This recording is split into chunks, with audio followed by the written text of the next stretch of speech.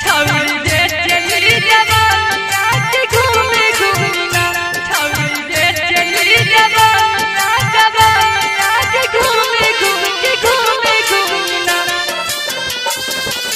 TSP मनोरंजन films, Bithan बाजार समस्तीपुर, बिथान बाजार समस्तीपुर, बिथान बाजार समस्तीपुर।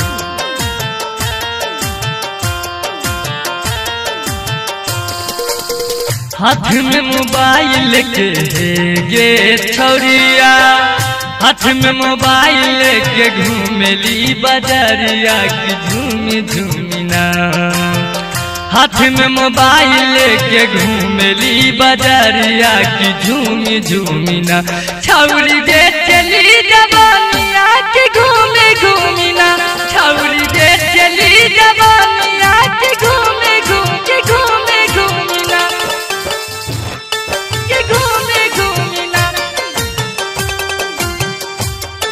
के घूमे घूमिना छौरी दे चली जवानिया के घूमे घूमिना छौरी दे चली जवानिया के घूमे घूमिना। आई हलो बोल के लइका पटा बेली बुढ़वा के देखी देखी कनखी दबा बेली कनखी भैया। हाय हलो बोल के लइका पटा बेली बुढ़वा के देखी देखी कनखी दबा बेली। बेच के जातिया बेच के जातिया मारी लग सबके मातिया से झूमी झूमिना छौरी दे चली जवानिया के घूमे घूमिना छौरी दे चली जवानिया के घूमे घूमिना के घूमे घूमिना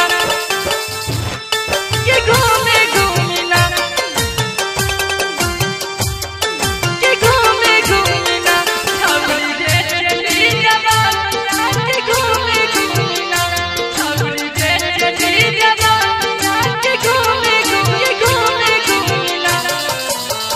कटिया कट पिन्हे गाड़ी दौड़ा बेली नैनक तीर से लैका मुआ बेली लैका भैया। कटिया कट पिन्हे गाड़ी दौड़ा बेली नैनक तीर से लैका मुआ बेली। नवीन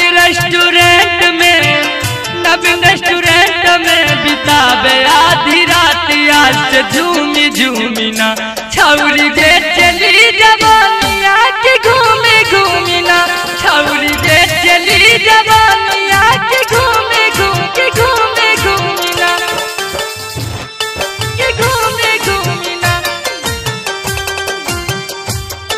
के घूमे घूमिना छौरी दे चली जवानिया के घूमे घूमिना छौरी दे चली जवानिया के घूमे घूमिना।